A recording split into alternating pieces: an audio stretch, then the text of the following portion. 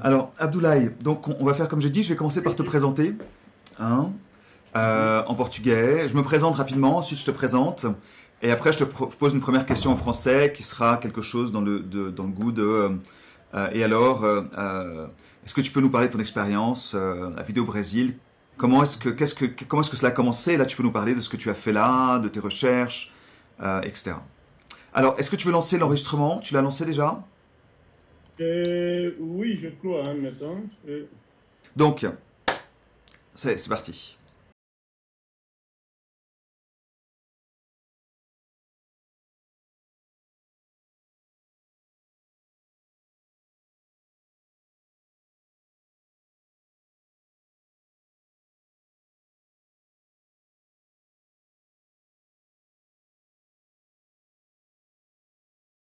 Olá, meu nome é Juliano Salgado, sou diretor de cinema, faço essencialmente documentários. Eu tive a sorte de conhecer o Abdoulaye Konaté, um artista de muito destaque do Mali, quando eu fui convidado pela Associação Vídeo Brasil e a Solange Farcas para fazer um filme sobre ele. Hoje nós vamos ter uma conversa com o Abdoulaye, para ele explicar um pouco como foi essa experiência com o Vídeo Brasil, o que isso desencadeou. Ele desencadeou muitas coisas na carreira dele, e como ele vê o mundo hoje, né, esse mundo tão diferente daquele que era quando nós nos conhecemos. Rapidamente, o Abdoulaye é um artista, como já falei, de muito destaque.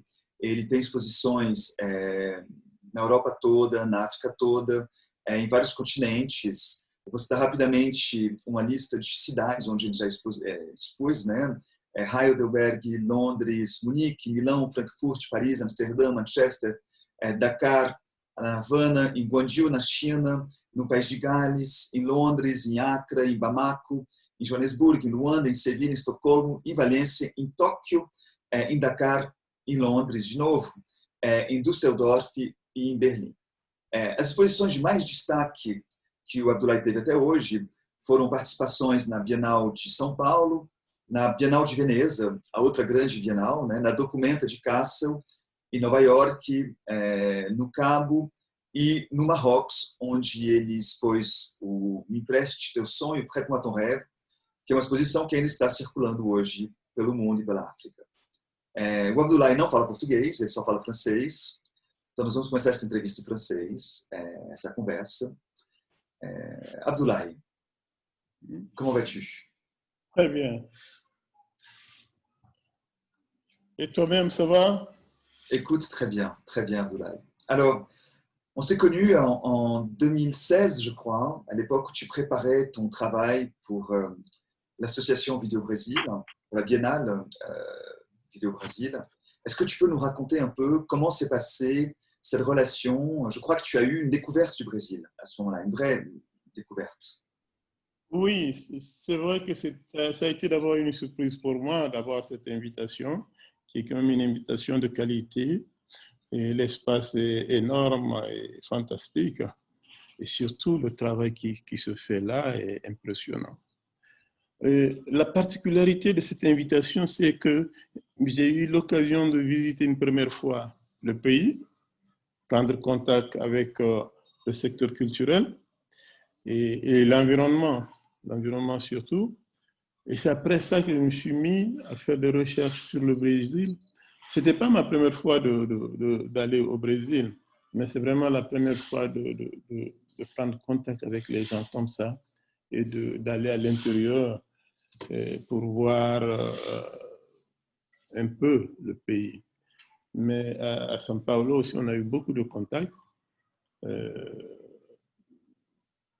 on a visité des musées, on a visité la ville, on a rencontré des gens afro, des afro-brésiliens qui avaient leur organisation religieuse d'initiation.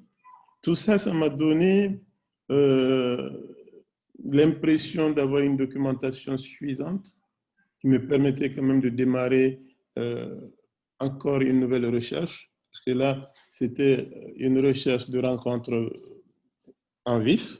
Et après, maintenant, je suis venu faire les recherches à partir des livres, à partir des images d'Internet, et ainsi de suite. pour revoir toute l'histoire du Brésil, voir sa population, sa végétation, sa culture. Et maintenant, et parlant aussi de l'architecture brésilienne qui est très, très connue. Et c'est à partir de tout ça que j'ai essayé de faire une synthèse pour faire cette œuvre-là que j'ai intitulée Brésil 1, Guarani. Et alors, pendant cette recherche, Abdoulaye, je me souviens de cette recherche, puisqu'on était là, on t'a suivi pendant la recherche. On s'est connus au début de cette recherche. Est-ce que tu peux nous raconter un peu quelles ont été les étapes de cette recherche? Et comment ta vision du Brésil a évolué pendant cette recherche? Bon, tu sais, d'abord, avant, on connaissait le Brésil par le foot, par le sport. Et là, moi, à chaque fois que j'ai été pendant euh, la biennale, euh, tu découvres des choses. Mais celle-là, comme je disais, elle était vraiment particulière. Ça m'a permis d'approfondir et de rencontrer personnellement des gens qui vivaient cette culture-là. Et donc, ça te donne une ligne de recherche très, très, très différente de la recherche seulement documentaire. Donc, pour moi, c'était impressionnant, c'était intéressant. Et je ne sais pas, tu te souviens on est parti à l'intérieur, même si ce n'est pas la forêt dense, et on est parti quand même vraiment pour quelqu'un qui vient de l'Afrique voilà, subsaharienne. Donc, tu vois, cette végétation, ces pluies, il y en a un peu au Mali aussi au mois d'août, mais là, c'est vraiment différent. Et rencontrer ces peuples-là à l'intérieur de la forêt, c'était pour moi impressionnant et d'avoir cet entretien avec eux, rentrer dans leur case, qui est presque la case sacrée qu'on peut retrouver chez nous, chez les Bamana ou chez les Dogons. Donc ça m'a rappelé beaucoup de choses. Ça m'a rappelé beaucoup de choses. Et là, quand j'ai commencé les recherches donc, sur l'œuvre, d'abord, cette population qu'on a rencontrée, les Guarani, m'a beaucoup impressionné. Le niveau de tolérance, d'écoute et de résistance pour manifester, pour garder, pour développer leur culture et voir comment ils sont encore en train de travailler avec les vieux, les vieilles, mais aussi avec les jeunes pour les former. Ça donne une certaine assurance que cette culture peut continuer à vivre malgré l'invasion de toutes nos technologies qui existent aujourd'hui.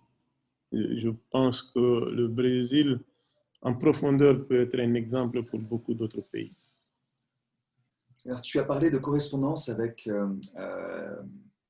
des peuples qu'on trouve au Mali, les Dogons notamment. Quel rapport tu as vu? C'est intéressant cette ligne, c'est une ligne à laquelle je n'avais jamais pensé. Comment est-ce que tu vois ces correspondances? Non, que ce soit chez les Dogons ou chez les Bambara, il y a quelques objets qu'on peut, où la manière de confection, de réaliser, te rappelle forcément l'Afrique. Donc, ces correspondances existent entre ces groupes-là et ce groupe brésilien, mais aussi l'idée de la maison sacrée qui existe encore en Afrique et qu'on trouve là-bas avec des objets, avec des interdictions. Donc voilà, il y a énormément de points communs où on peut tracer quelques parallèles de résistance culturelle, mais aussi de formation culturelle. C'est intéressant. Et c'est très intéressant dans ton travail, quelque chose que j'ai remarqué, qui m'a beaucoup impressionné, c'est que tu as un travail que je trouve très complexe, parce que tu traduis des problématiques, souvent des problématiques politiques, des fois des problématiques de la vie quotidienne, dans un travail qui n'est pas un travail qui va exprimer une idée rationnelle, mais qui va toucher les gens dans leur sensibilité. Et donc, tu arrives à traduire comme ça quelque chose d'une grande complexité, l'idée de la résistance, dans le cas des Guarani, de la résistance de la culture, j'imagine de la résistance de la forêt aussi, dans des formes abstraites, dans des couleurs, dans quelque chose qui va toucher à la sensibilité des gens. Alors, est-ce que tu pouvais raconter un peu comment se passe ce processus pour toi? Pour moi, le processus n'est pas différent du processus de tout créateur. C'est des étapes de pratique, mais aussi de réflexion. Et moi, la réflexion est surtout basée comment cette culture ancienne, qu'elle soit africaine, brésilienne, européenne, asiatique, comment elle a émergé et quels sont les acteurs, qu'ils soient connus ou inconnus, quelles sont les étapes que ces acteurs la franchissent pour créer. C'est ce raisonnement que je vais chercher. Cette base de réflexion et de recherche pour créer un autre objet, pour créer une nouvelle lecture que je cherche. Et une fois que je trouve un bout, j'essaie de le développer et puis de l'adapter à ma pensée, à l'actualité que je veux travailler. Alors, quelle a été cette première chose que tu as trouvée quand tu as été très impacté par cette visite chez les Guarani, je me souviens, on était là ensemble. Quelle était cette première chose que tu as trouvée qui t'a permis de déclencher ton processus créatif? Donc, je ne sais pas, tu te souviens de tous ces travaux de plumage que portent les chefs brésiliens, qui m'a beaucoup impressionné. Et ce travail de plumage, on le trouve chez les Bambara au Mali. Hein? Bon, ce n'est pas le même concept, mais la même idée est là et que c'est porté. C'est porté, qu'elle soit en tenue ou en chapeau, c'est porté. Donc, ce fait de recueillir quelques objets de la nature, de voir l'esthétique de ces objets-là, parce que quand tu regardes ces plumages au Brésil, c'est impressionnant. C'est un monde fantastique de couleurs, d'harmonie de couleurs, mais de finesse selon le plumage, le niveau de plumage, la hauteur, la taille et la souplesse des plumages. Et quand tu vois comment c'est tissé, comment la jonction est faite, c'est pour durer l'éternité. Sans se rendre compte, mais ça a une longue durée de vie.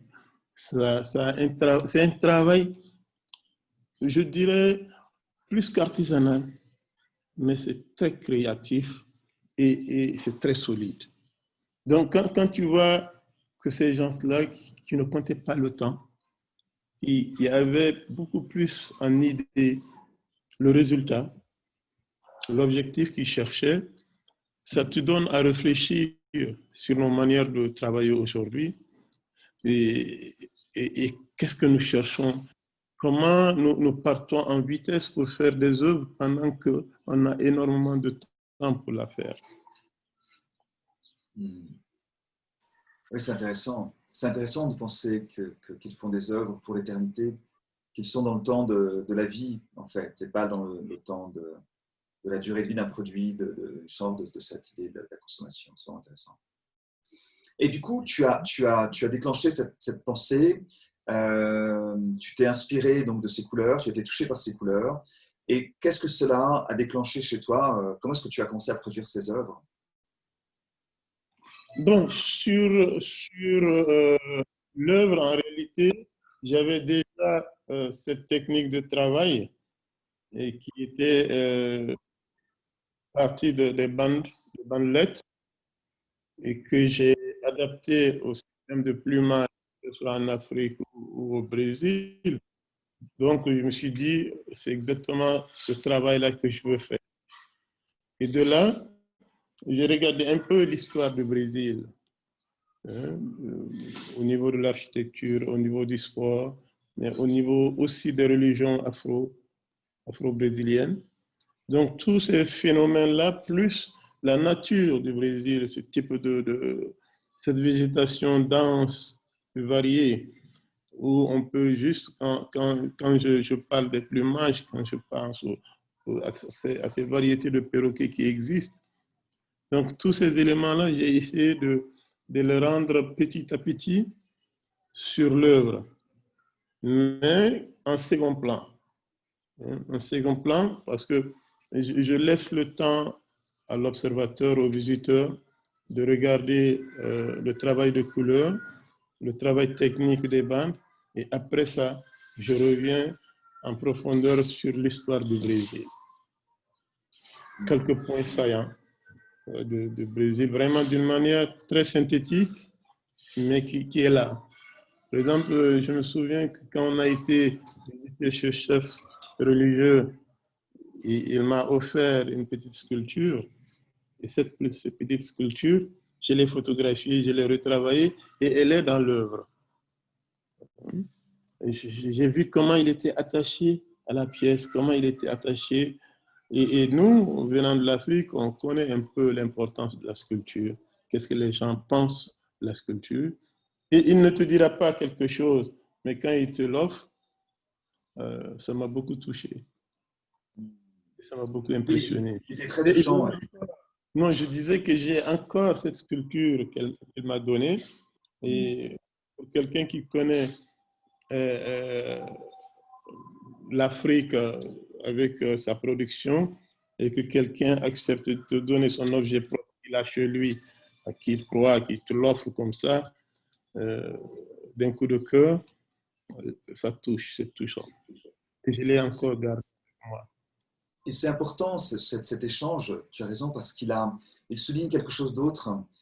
Il souligne une connexion qui n'a pas été faite très souvent, historiquement, directement en tout cas, entre les descendants, les Afro-Brésiliens et les Africains.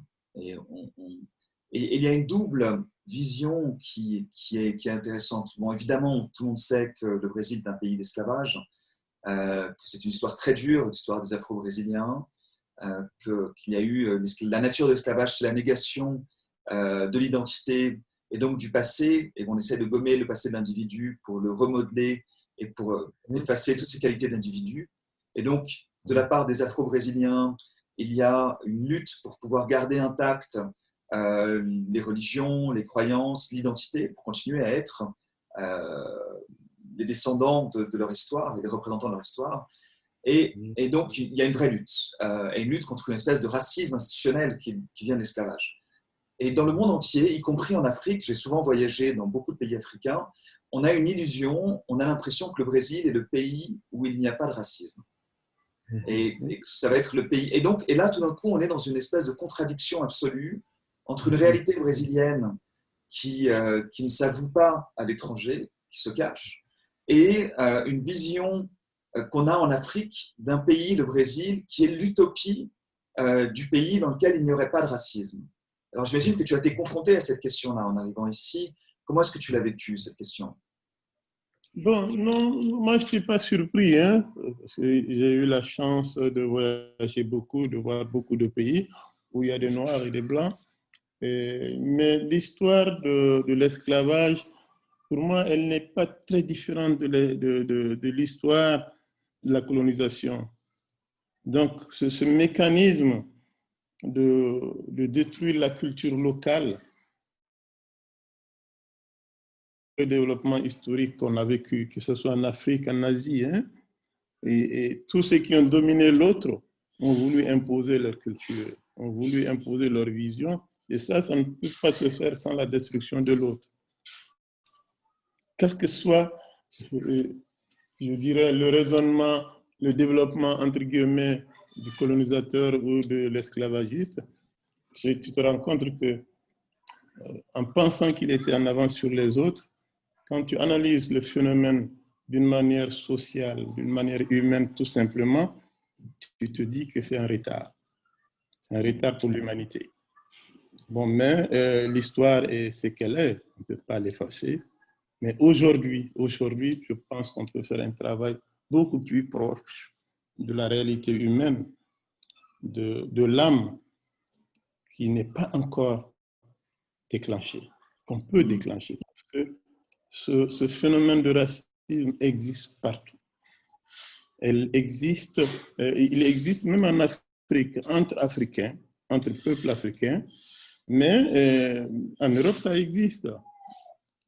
Notre pays européen, on l'a vu. Mais le point culminant aujourd'hui, on peut dire, c'est beaucoup plus entre noir et blanc, entre Arabes et occidentales et africains, mais aussi en Asie. Donc moi, je pense que ces décennies à venir, indépendamment du développement scientifique qui existe, on peut travailler encore sur les relations humaines pour rendre la société plus vivable, plus acceptable et en tenant compte de l'environnement dans lequel nous vivons. Ce travail ne peut pas se faire sans l'éducation globale, mais sans aussi l'esprit de partage entre les hommes. Le partage, que ce soit le partage du savoir, mais aussi le partage économique. Parce que toutes ces considérations vont s'effacer quand on va accepter l'autre et quand l'autre va avoir aussi les moyens de survie. Ce qu'on appelle le marché, tous les marchés, le marché acheter des objets, le marché du travail, avoir besoin d'argent pour être, en fait, on est tous coincés dans un système qui est beaucoup plus fort que nous, qui nous oblige à être productifs pour pouvoir avoir de l'argent en retour et pour avoir les moyens de la survie. Hein. On échange notre survie contre la productivité et du coup, on a beaucoup de mal à sortir de cette dualité. Comment tu penses qu'on pourrait casser ce cycle productivité-survie pour commencer à penser autrement? Moi, je pense que c'est beaucoup plus un travail d'éducation sur l'humain. Sur l'humain, parce que tu vois des gens qui ont énormément de moyens financiers et qui sont prêts à partager des fois. Par contre, tu as d'autres qui, plus ils gagnent, plus ils éloignent les autres. Ça, c'est des choses. Donc, tu te dis, celui qui accepte donner à l'autre, qui accepte partager, qui finance des opérations, que ce soit sur le plan santé, sur le plan culture. Donc, ce degré, ce petit degré qu'il a d'humanité, je pense que c'est ce travail-là qu'il faut essayer de développer pour généraliser. Parce que le fait de vouloir accumuler, et après quoi? Et tu t'en vas seul. Tu t'en vas seul. Et ce concept d'accumulation qui est le point fort de l'humain aujourd'hui peut être travaillé. Moi, je ne dirais pas qu'il faut arrêter de chercher ou d'accumuler, mais en dehors de ça, il faut pouvoir partager avec les autres. Parce que les gens n'ont pas les mêmes capacités physiques ni intellectuelles. En dehors de toute considération de grandes lignes politiques, je pense que le partage est quelque chose qui peut être humain et qui peut se développer et se retravailler. Et être un artiste, c'est un peu ça, c'est partager une vision au moins. Artiste, oui, mais je pense que l'artiste est une personne comme les autres. Et ce que nous donnons, il y a beaucoup d'autres secteurs de la société qui donnent. Quand tu prends le milieu scientifique, il y a beaucoup de secteurs qui donnent.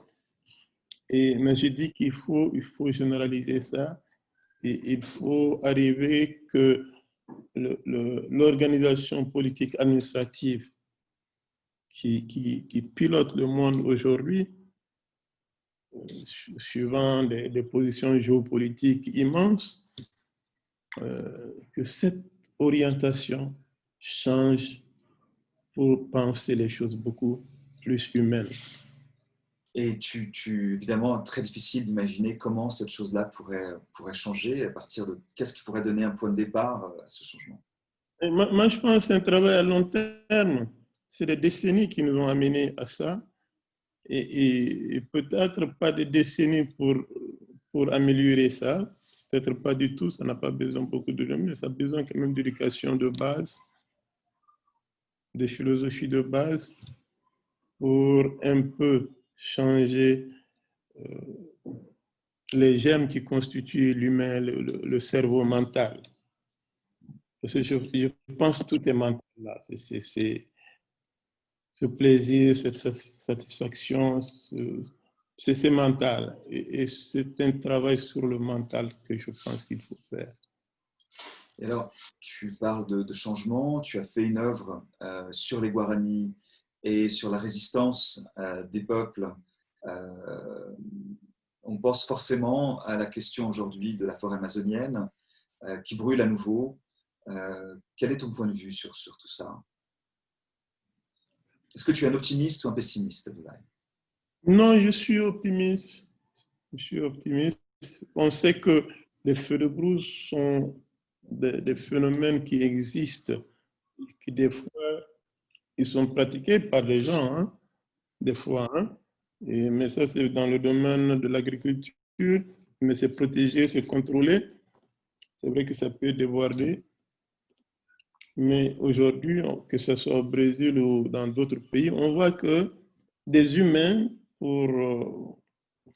par fantaisie des fois, ou par amusement des fois, mettent des feux et ça déborde.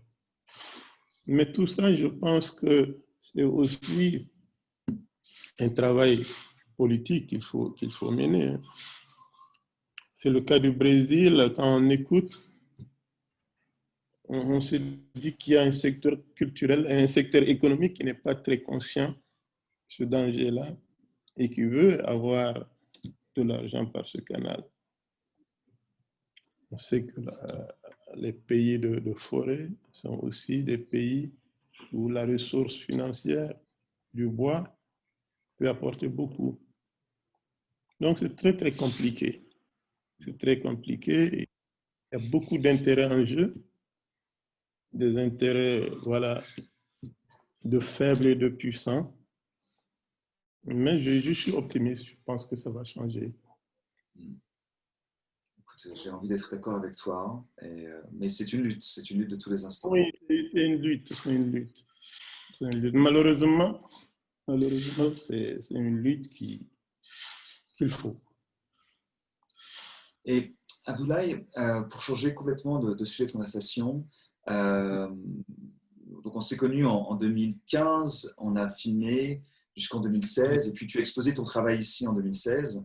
Et en 2017, je crois, je suis allé passer des vacances en Europe et je suis allé à la Biennale de Venise.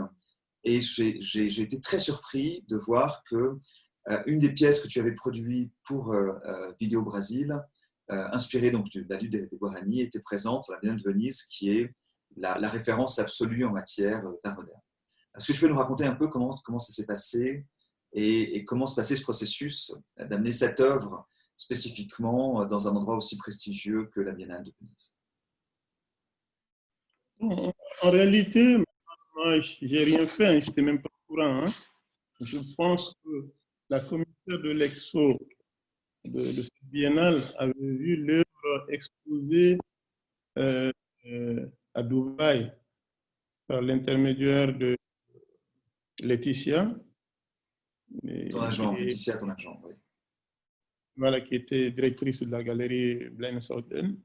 Et je pense que c'est là-bas que ça s'est déclenché.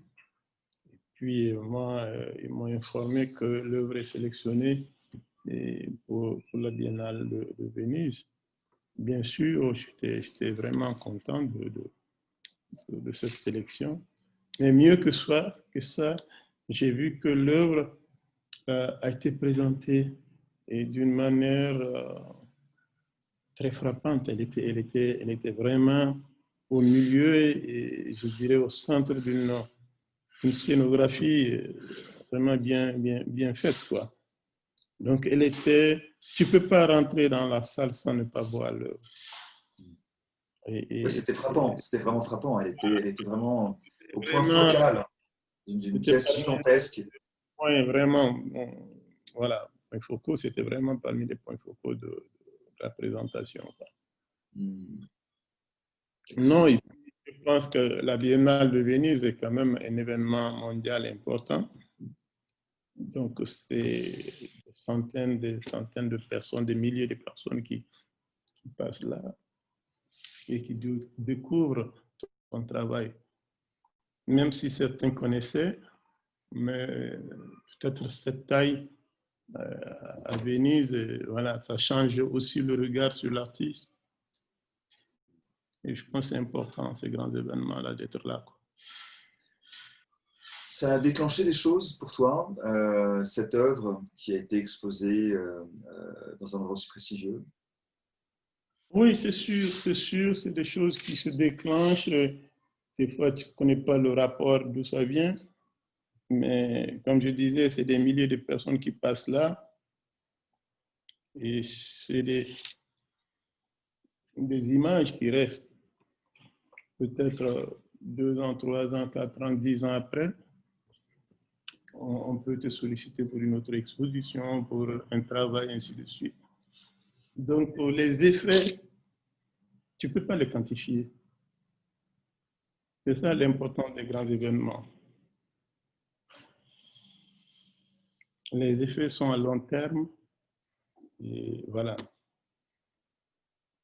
Quand le travail est intéressant pour le public, on ne sait jamais où est-ce que voilà, ça se déclenche, quoi. Et alors, le public, tu sens que le retour que le public t'a fait quand tu as exposé ton œuvre la première fois ici au Brésil, à São Paulo, et puis les retours qu'on t'a fait à Dubaï, qu'on t'a fait à nouveau à, à, à Venise, puis je crois que cette œuvre était aussi exposée à Oslo, si je ne me trompe pas. Pas Oslo, dans le musée, qu'on s'appelle, c'était à Copenhague. À, non, non, je pense que celle-là n'était pas là-bas. Hein. ah, Je ne me souviens plus, bon, mais non, c'est une pièce qui a été beaucoup admirée depuis le Brésil. Hein. Depuis le Brésil, tu sens que beaucoup de gens ont découvert une autre manière de travailler, un autre style, une ligne esthétique différente, quoi. Et donc, ça continue, ça continue, ça continue. Tous ceux qui ont vu les œuvres se disent, ah oui, j'ai vu ça, j'ai vu ça, j'ai vu ça. Et voilà. et tu sens que la façon dont les gens perçoivent ton œuvre au Brésil, au Mali, en Afrique du Sud, en France, en Angleterre, à Dubaï ou ailleurs, tu sens qu'elle est différente, cette façon de percevoir, ou est-ce qu'il y a quelque chose qui les lie? Quelle est la part du culturel et d'universel dans la façon de lire ton œuvre, dans ce que tu en Non, perçois? il y a quelque chose qui lie absolument le regard des gens. C'est, comme je dis, c'est d'abord la taille généralement, après le travail technique des bandelettes, et après le travail des couleurs, et subtilement j'introduis le thème, que ce soit sur les thèmes de société et sur les thèmes esthétiques. Donc ça, c'est d'une manière très douce, très calme, très, voilà, non violente, quoi. Et Hmm. j'introduis le thème, même si le thème est violent, même si c'est très dur. Parce que je pense que chacun a sa manière de s'exprimer. Tu peux dire ton point de vue sans crier, voilà, doucement pour que les gens comprennent de quoi il s'agit. Donc chacun a sa manière de communiquer. Et moi, c'est aussi une manière de communiquer, même verbalement, en dehors du travail. Merci. Et il y a un commentaire qui revient avec cette œuvre quand Oui, les gens font ils lisent Guarani, le Brésil, il y a les éléments qui rappellent le Brésil dans l'œuvre. Quand on voit l'œuvre, on sait qu'on est en train de regarder quelque chose qui parle du Brésil. Euh, Qu'est-ce qui revient comme ça? Quel est le sentiment, l'impression non, non, qui revient? quand je crée comme ça, sur des grands thèmes comme ça, je pensais d'abord à la taille du Brésil comme pays, comme espace géographique, comme espace écologique. Mais après ça, dans cet espace, il y a une vie, une richesse de vie incroyable. Ça bouillonne, ça bouge, et ça laisse des traces sur quelqu'un qui vient. Et cette énergie que tu sens, qui est une énergie de l'histoire, mais aussi une énergie de l'actualité du Brésil. Et quand tu travailles petit à petit, tu sens un effet entre toi et la pièce. Et ça, je cherche toujours à renforcer cette forme de communication. Et comme on dit, je cherche toujours à brancher l'électricité.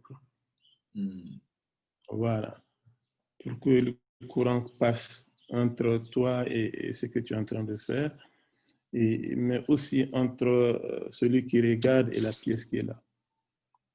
Excellent, excellent.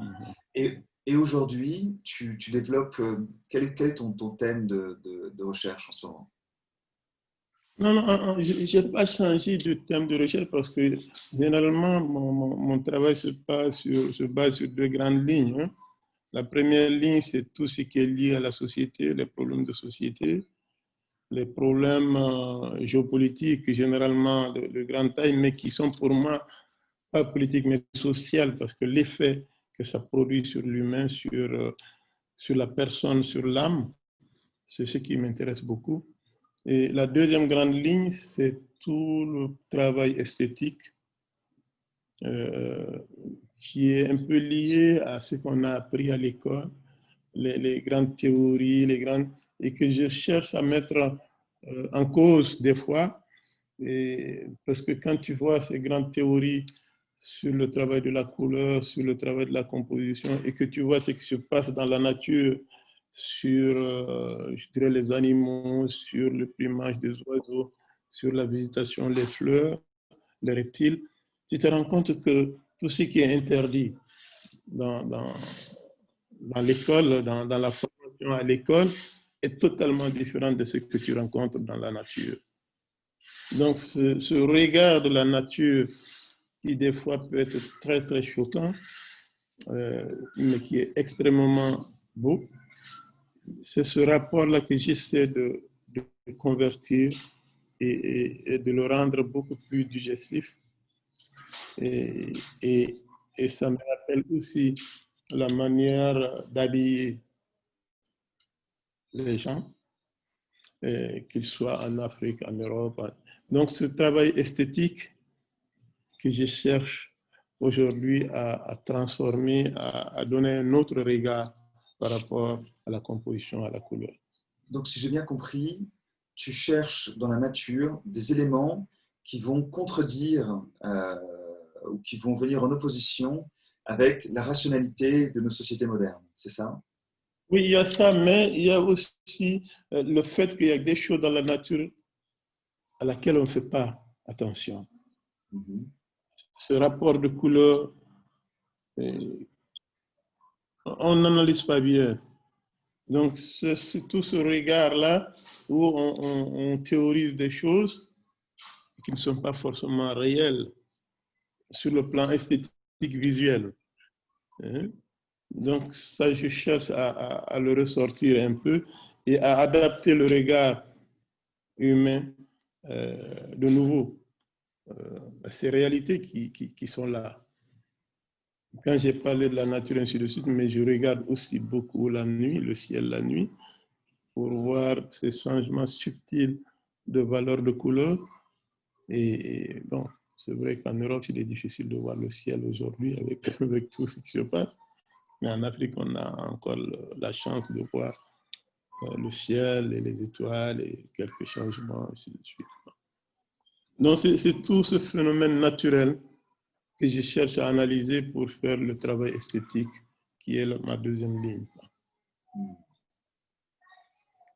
Et on est dans un moment de grands changements dans nos sociétés. Hein. Tout le monde sait qu'on passe par une crise mondiale, une pandémie donc de ce virus du Covid, qui va probablement bouleverser la façon dont on échange entre les pays, la façon dont on voyage, dont on communique, dont on perçoit l'autre. Et comment est-ce que toi, qui es un grand voyageur, qui es un grand observateur à la fois de la nature et des sociétés humaines, comment est-ce que tu vois les développements à venir pour les prochaines années, pour l'après-Covid? Bon, c'est vrai que toutes les grandes maladies, les pandémies, ont causé énormément de tort à la société. mais cette Covid a surpris le monde. Moi, je disais déjà au début, quand ça a déclenché en Chine, je disais, quand les pays sont partis récupérer les gens, je disais que c'était une erreur. Au moment où on a un foyer localisé comme ça, en dehors des lignes politiques, des orientations politiques, c'était une coopération internationale qu'il fallait faire pour bloquer ce développement en Asie. Quel que soit le pays, que ce soit en Asie ou non. Mais là où ça s'est déclenché, il ne faut pas dire seulement que ce pays est fort ou qu'il est... Voilà. Parce qu'on a entendu beaucoup de choses, mais je pensais déjà que le fait de récupérer des gens dans ce pays-là allait causer énormément de problèmes. Mais ceci dit, les voyages, les trucs qui sont d'une manière aujourd'hui incontournables, étaient aussi un facteur. Mais si on avait bloqué toute force confondue, puissance, surtout les scientifiques, ont pu bloquer l'espace géographique, je pense que c'était important et ça allait, en tout cas, ce que je pense, diminuer euh, euh, ce développement rapide de la maladie dans le monde entier, quoi. Mais maintenant que la maladie, Maintenant qu'elle est là, bon, mes inquiétudes, c'est quoi? C'est que après ça, qu'on ne revienne pas comme avant. Parce qu'il y a eu des habitudes qui sont là, qui font des siècles, qui sont là. Et après la maladie, on risque fort, malheureusement, d'entamer ou de continuer sur le même mécanisme. Ça, c'est mes inquiétudes.